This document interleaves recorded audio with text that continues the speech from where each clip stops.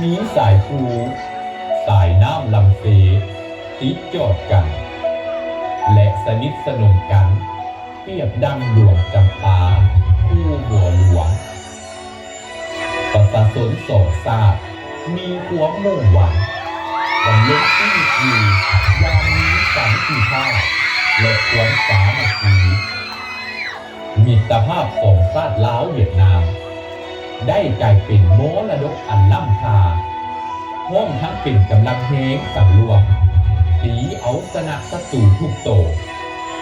พิเศษไปกว่านั้นสปป.ลาว